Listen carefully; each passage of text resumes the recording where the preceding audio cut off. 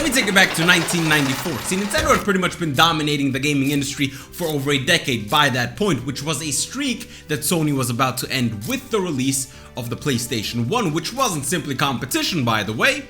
It was the future, as it had better development tools for third-party developers, strong 3D capabilities, which was the direction the market was heading in at the time, CDs, which afforded 700 megabytes of space in comparison to your average cartridge, which was what, 16 to 64 fucking megabytes, and of course a relatively affordable price tag. Now pair that with them successfully marketing their games, Final Fantasy VII, Metal Gear, Resident Evil, Tekken, Silent Hill, and Tomb Raider to an older audience, and you got yourself a console that sold over 100 million copies. 6 years later, they released the PS2, which was a massive upgrade from the PS1 and became the best-selling console of all time. Now, this success can of course be attributed to a couple of things, like number one, the DVD player. So at the time, the PS2, in comparison to your average DVD player, was basically more affordable, and with the extra option to play video games on it, it was just the smart thing to buy. Number two, backwards compatibility. See, the PS1 already had such a massive library, and being able to access most of those titles day one on the PS2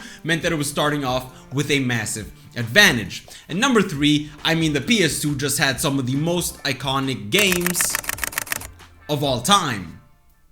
Did we just go HD? That must mean it's 2006 when they released the PS3, which, by the way, if you're familiar with the saying third time's the charm, whatever the fuck's the opposite of that is exactly what happened with Sony. I mean, after the PS2, expectations were obviously extremely high. Delivery, however, was surprisingly low, as Sony saw what worked with the PlayStation 1 and the PlayStation 2 and decided, hey, let's not do that. Let's instead make our consoles bigger, more expensive, and harder to make games for, which obviously sparked a lot of fucking controversy. Now, to be fair to Sony, the 7th generation was just pretty fucking weird in general. On one hand, we saw a lot of innovation in terms of HD graphics, online multiplayers, DLCs, etc. However, on the other hand, it was also a bit of a fucking train wreck. Microsoft had over 50% of their consoles breaking down. The Wii was a thing. People were mad at Sony because they used the Spider-Man 3 font. But despite this, the PS3 was still able to redeem itself later on and cook. God of War 3, Uncharted 2, The Last of Us, Metal Gear Solid 4, I mean shit.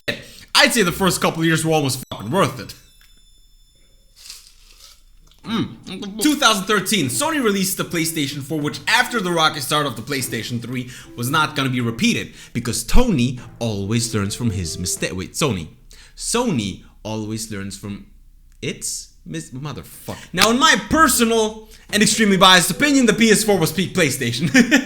Not only did it not require a fucking internet connection, it was cheaper than the Xbox One, and most importantly, once again, developer friendly. See, Sony knew that they had to focus on video games since that's what we wanted. So video games we got.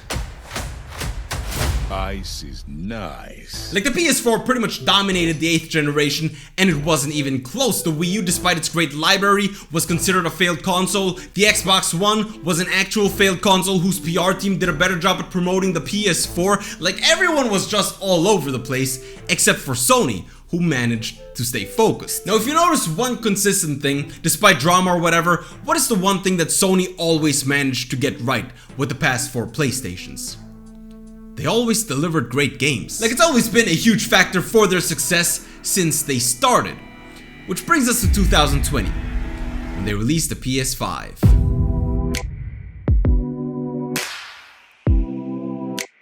Now see, on paper, the PS5 had everything going for it, from powerful hardware, haptic feedback, incredible loading times, to backwards compatibility, meaning much like the PS2, it could play a majority of the last console's titles day one. Like, it literally has the potential to be as, if not more successful than its predecessors, and people know this, which is why, when it first came out, those same people were scalping it left and right and were able to resell it on eBay for double the fucking price.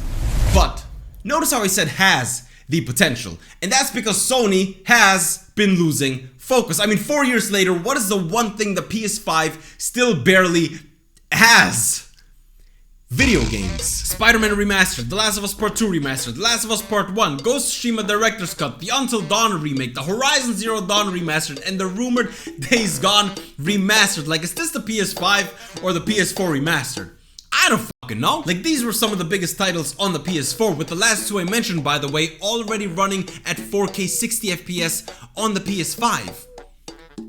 Did you just forget you added backwards compatibility? Or now, the PS5 of course also has other exclusives, with the 3 biggest ones being God of War Ragnarok, Forbidden West, and Final Fantasy 16, which are now all available on PC. You also have Ratchet & Clank, Spider-Man 2, Stellar Blade, Rise of the Ronin, Astro Bot, which are actual PS5 exclusives by the way, and while they're not horrible games, aren't really the system sellers that we've come to expect from Sony either. So, in the midst of all of this criticism, with everyone saying that the PS5 doesn't have any games and half of your fucking users still stuck on the PS4, how does Sony actually respond?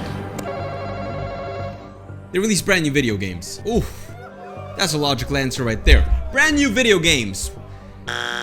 Oof, just a bit too logical though. Josh, it's up to you. How do you think Sony responded? A brand new console. Well, that's a pretty stupid fucking answer. That is a pretty stupid fucking answer. Brand new console. Woo! PS5 Pro, baby. Brand new hardware, more FPS, vertical stand and disk drive sold separately. Now, I don't think I have to explain to you why going fully digital is a horrible idea. Recent events should paint that picture for you. And yes, I understand that you can just buy a disk drive, but I hope you understand how stupid it is to have to spend $700 without tax on a console and then have to spend another $100 just to play physical copies of video games. Like, what the fuck? The lack of a vertical stand is apparently also happening, which, like Sony, you do realize that we need the fucking stand because you designed this thing in a way that we can't even place it sideways without a fucking stand, right? Like, the truth is, Sony seems to have just hidden itself under a rock, just devoid of all negative criticism. Because I mean, if you're trying to show off a $700 console using a PS4 game, you might just be fucking cooked. I'm not gonna lie. Now, the only reason I could even think of to buy a PS5 Pro is honestly just to play GTA 6 day one with the highest possible settings, since it's not coming out on PC for what? Probably another fucking year. And I somehow think that Sony was just planning this the entire time. Like, they probably just realized that Rockstar was gonna make them a bunch of money regardless of reputation, so why not take advantage of the situation, right? And it is kind of sad because it did allow them to spend an ungodly amount of money, and I get that this is old news at this point, but apparently Concord costed 400 million to make. 400 million. Where did that money go? I don't fucking know. Maybe into this fat bitch? The fuck she do? Eat it? Anyway, thank you guys so much for watching. Leave a like, subscribe, and tell me what you guys think in the comments down below. And you better not be fucking talking about some, oh my god, he's fat shaming. Now, before you go, let me quickly ask you. Are you experiencing a deficiency in direct contact with grass? People? Perhaps you just don't go outside enough, which ends up contributing to the overall decline in your mental health. Well, now you can accelerate that decline by joining my Discord server.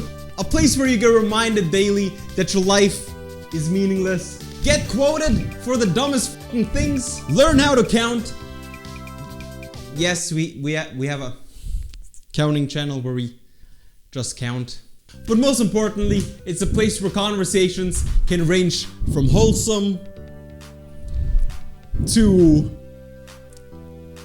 So join now, link in the description, and remember our motto, it won't cost you money, only brain cells.